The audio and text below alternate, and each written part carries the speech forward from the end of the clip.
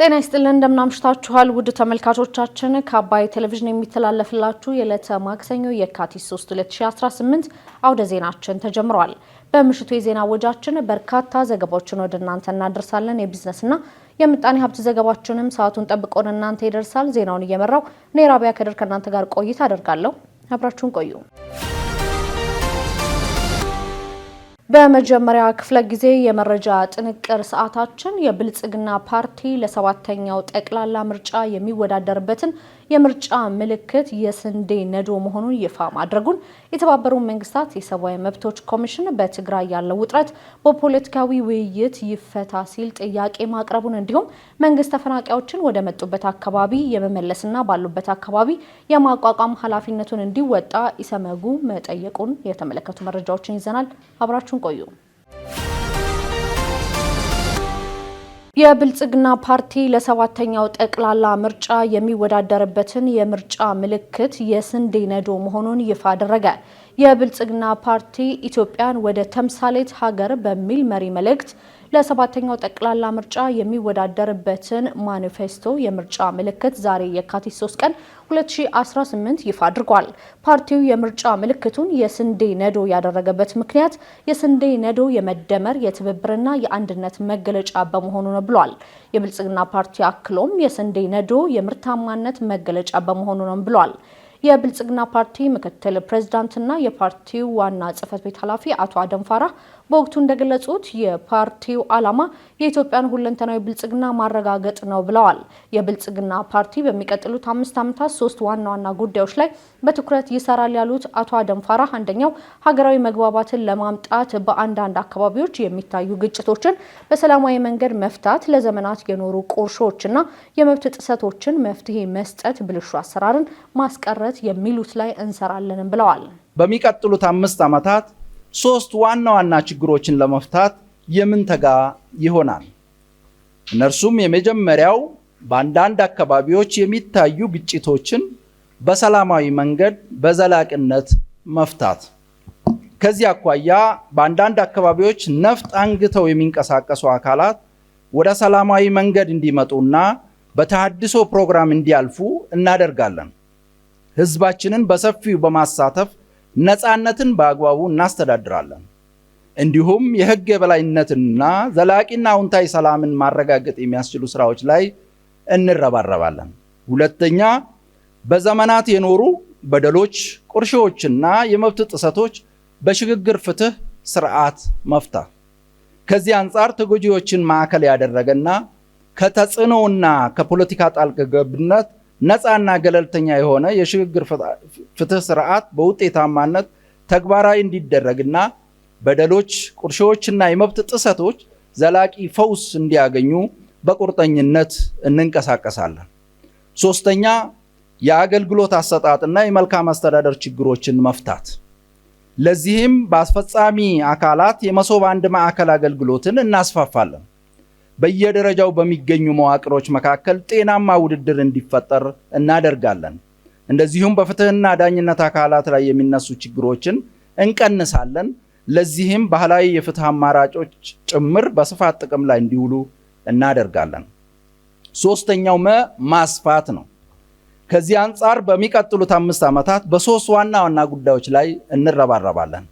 እነርሱም የመጀመሪያው የኢትዮጵያን የተጽዕኖ አድማስና ተጠቃሚነት ማስፋት፣ በዚህም የጎረቤት ሀገራት ትስስርንና በአፍሪካ ህብረት፣ በብሪክስና በዓለም አቀፍ ተቋማት ውስጥ ያለንን ሚና እናሰፋለን። የኢፌዴሪ ምክትል ጠቅላይ ሚኒስትርና የብልጽግና ፓርቲ ምክትል ፕሬዝዳንት አቶ ተመስገን ጥሩነህ በበኩላቸው ብልጽግና ፓርቲ ታሪክን ወደ ሀብት፣ ቅርስን ወደ እሴት የቀየረ ነው። የብልጽግና ፓርቲ መምረጥ ነገን መምረጥ ማለት ነው ብለዋል። ከትናንት የምንወስዳቸው ጉዳዮች አሉ። ትናንትን በማከም ነገን በመተለም ራዕያችንን ለማሳካት እንሰራለን ሲሉ የኢፌዴሪ ምክትል ጠቅላይ ሚኒስትርና የብልጽግና ፓርቲ ምክትል ፕሬዝዳንት አቶ ተመስገን ጥሩነህ ገልጸዋል። የኢትዮጵያ ኢኮኖሚ ለዘመናት መዋቅራዊ ማሻሻያ ስላልተደረገበት እጅ ተወርች ተቀፍድዶ ተይዞ ነበር። ዕዳ፣ የውጭ ምንዛሬ እጥረት፣ ምርታማነት ማነስ፣ የቴክኖሎጂ ችግር፣ የፋይናንስ ተቋማት መታሰር እና ሌሎች ችግሮች ኢኮኖሚውን አግውጠውት ቆይተዋል። ከጠቅላላ ሀገራዊ ምርት 60% ዕዳ የሆነበት ኢኮኖሚ ነው የብልጽግና መንግስት የወረሰው። ይህንን ከመሰረቱ ለመፍታት ሀገር በቀል ኢኮኖሚ ሪፎርምን አከናውነናል። ከዚህም ዕዳ ወደ ምንዳ የተሻገረ ኢኮኖሚ እየገነባን እንገኛለን። ሪፎርማችን በመንግስት ቁርጠኝነትና በትክክለኛው ሳይንሳዊ መንገድ እየተመራ በመሆኑ ዓለም አቀፍ አድናቆትን፣ ሀገራዊ ውጤትን አስገኝቷል። በብልጽግና ዘመን የኢትዮጵያ ኢኮኖሚ ከአግላይ ከልካይ ወደ አስቻይ ምህዳር ተሸጋግሯል። ኢትዮጵያውያን አንገታችንን ደፍተን እንድናቀረቅር ካደረጉን ስብራቶች አንዱ በረሃብ በተደጋጋሚ ስማችን መነሳቱ ነው። በተመዘገበው ታሪካችን እንደሚታየው የረሃብ ታሪካችን ከሺህ ዓመታት የዘለቀ ነው። ችግሩ እሱ አይደለም፣ ለምን ለሺህ ዘመናት ሳንቀርፈው ቆየን የሚለው ነው።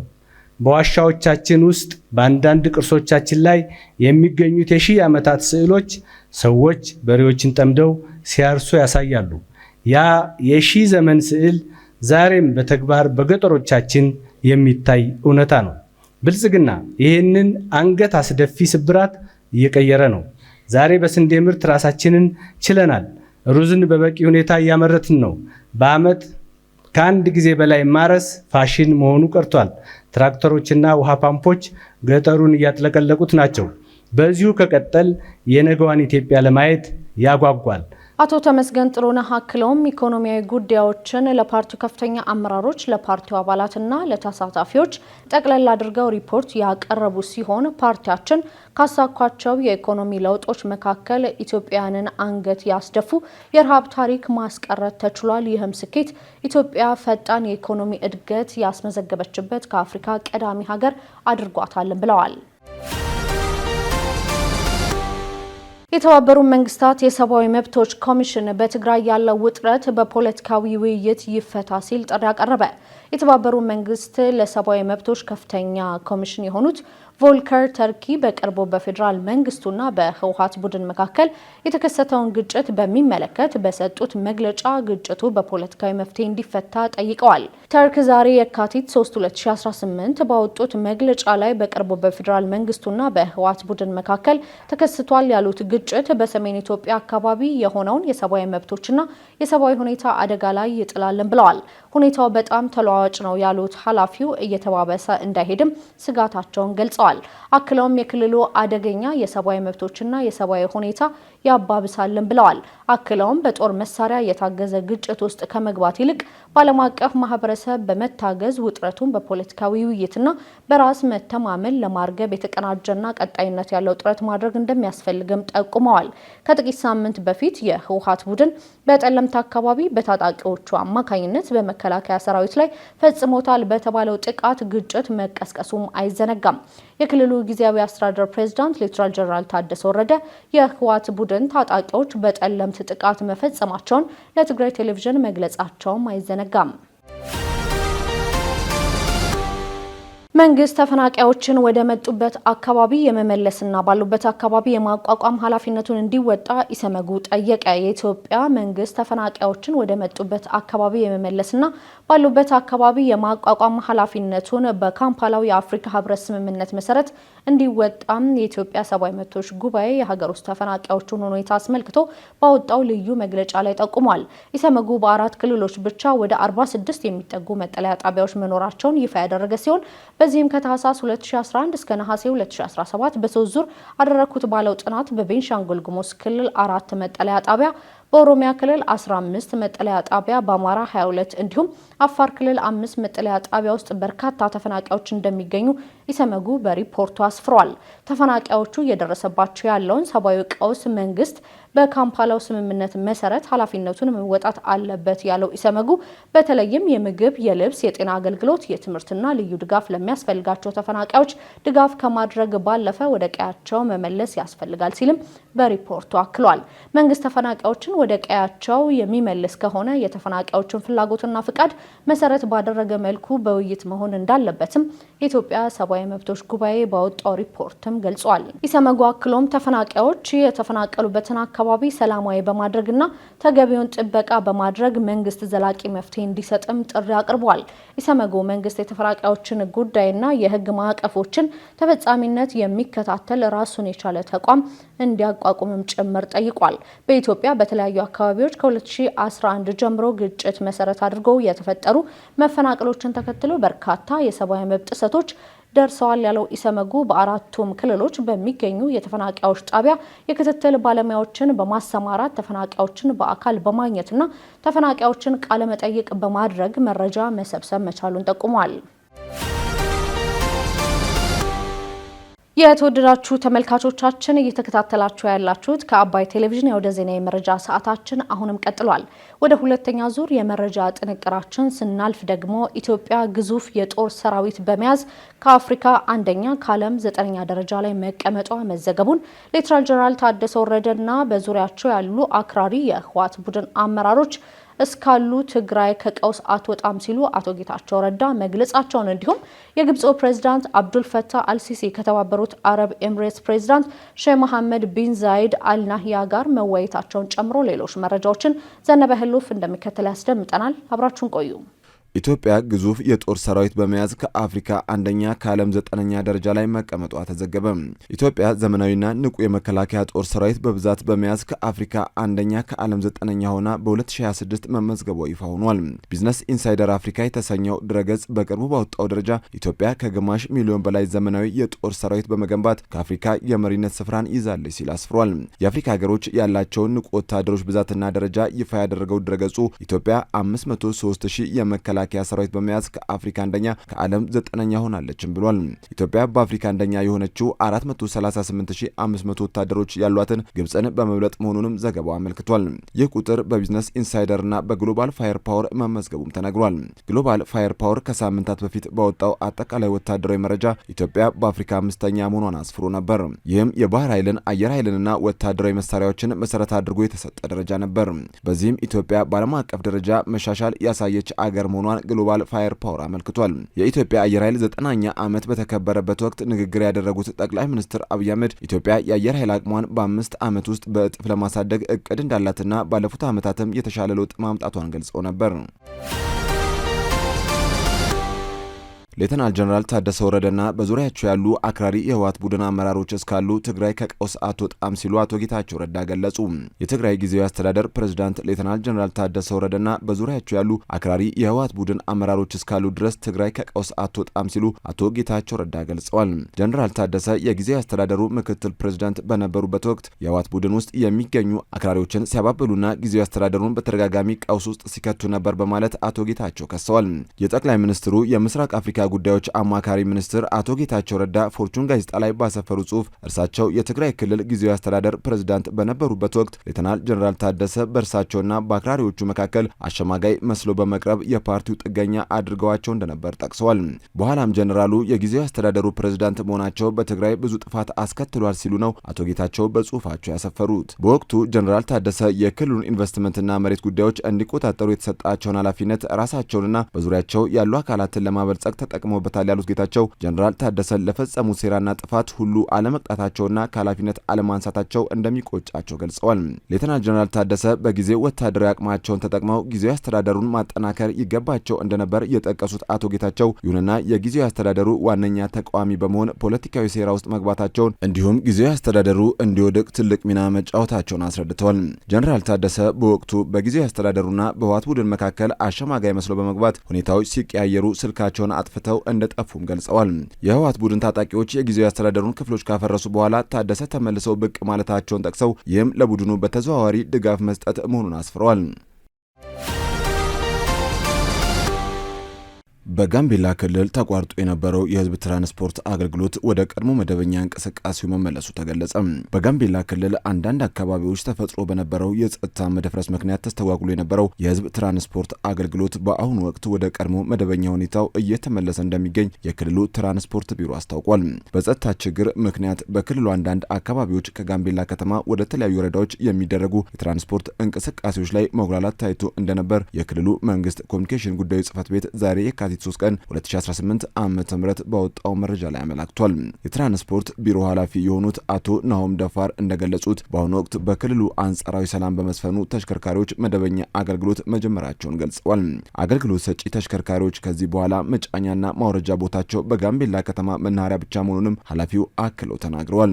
በተለይም በጸጥታው ችግር ምክንያት በጊዜያዊነት በአቦቦና በመቱ መስመር ላይ ሲጭኑ የነበሩ አሽከርካሪዎች ወደ መደበኛው መናኸሪያ ተመልሰው አገልግሎት እንዲሰጡ ሲሉ ማሳስበዋል። ሌሎችም በተለያዩ ቦታዎች አገልግሎት እየሰጡ ያሉ አሽከርካሪዎችም በቀጣይ ታይቶ ወደ መናኸሪያ እንደሚመለሱ አቶ ናሆም ተናግረዋል። ህብረተሰቡም የትራንስፖርት አገልግሎት ለማግኘት ወደ ከተማው በሚገኘው መናኸሪያ በመምጣት የአገልግሎት ተጠቃሚ መሆን እንደሚችል አስታውቋል።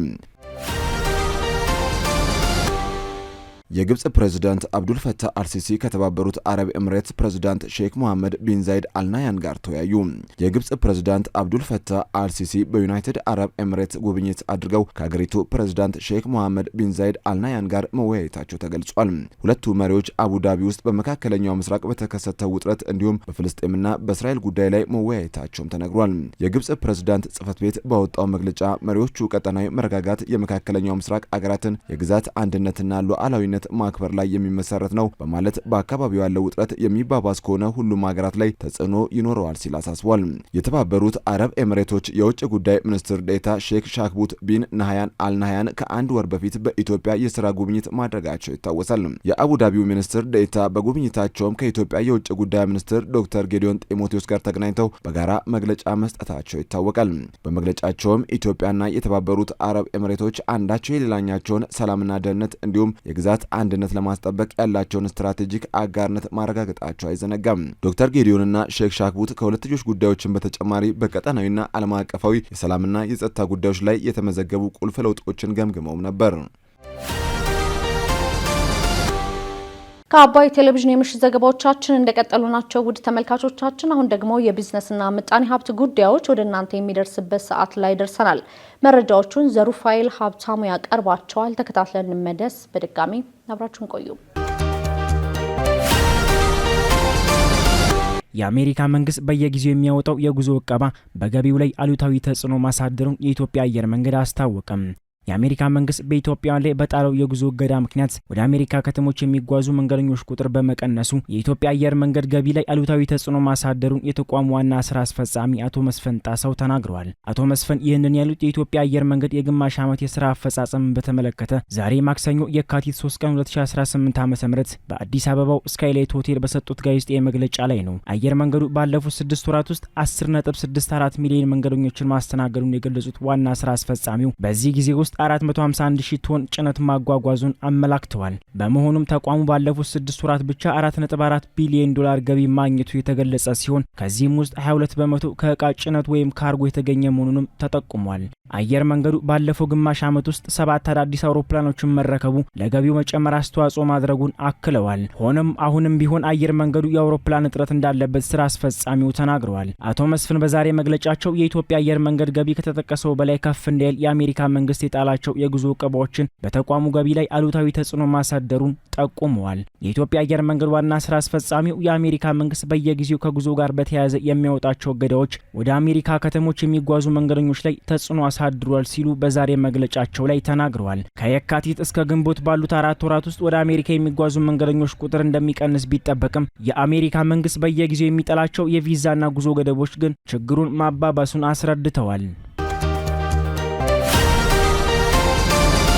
የአማራ ባንክ ዋና ስራ አስፈጻሚ በመሆን ሲያገለግሉ የቆዩት ዶክተር ዮሐንስ አያሌው የጸደይ ባንክ አዲስ ፕሬዝዳንት ሆኖ መሾማቸው ተዘገበም። በኢትዮጵያ የባንክ ኢንዱስትሪ ውስጥ አዲስ ከሆኑት ተቋማት አንዱ የሆኑት ጸደይ ባንክ በኢኮኖሚክስና በፋይናንስ ዘርፍ ከፍተኛ ልምድ ያላቸውን ዶክተር ዮሐንስ አያሌውን አዲሱ ፕሬዝዳንት አድርጎ መሾሙ አስታውቋል። ሹመቱ ከየካቲት 2 ቀን 2018 ዓ.ም ጀምሮ ተግባራዊ የሚሆን ሲሆን አሁን ላይ የኢትዮጵያ ብሔራዊ ባንክን የመጨረሻ ማረጋገጫ በመጠባበቅ ላይ ይገኛል ተብሏል። ዶክተር ዮሐንስ ወደ ኃላፊነቱ የመጡት ባንኩ ከፍተኛ የፋይናንስ ፈተና ፈተና ውስጥ ባለበት ወቅት መሆኑ ተገልጿል። ጸደይ ባንክ በ2017 ዓ.ም የሂሳብ ዓመት 2.13 ቢሊዮን ብር የተጣራ ኪሳራ ማስመዝገቡ ይታወሳል። ይህ ከፍተኛ የፋይናንስ ክፍተት ባጋጠመበት ወቅት ዶክተር ዮሐንስ ወደ አመራርነት መምጣታቸው ባንኩ ከኪሳራ ለማውጣት እንዲሁም የባንኩን የገበያ ተወዳዳሪነትና መረጋጋት ለማጠናከር ትልቅ ሚና ይኖረዋል ተብሎ ይጠበቃል ተብሏል። ዶክተር ዮሐንስ አያሌው ከዚህ ቀደም በኢትዮጵያ ብሔራዊ ባንክ ምክትል ገዢነትና ዋና ኢኮኖሚስት እንዲሁም ደግሞ በኢትዮጵያ ልማት ባንክ በፕሬዝዳንትነት በነበራቸው ቆይታ በዘርፉ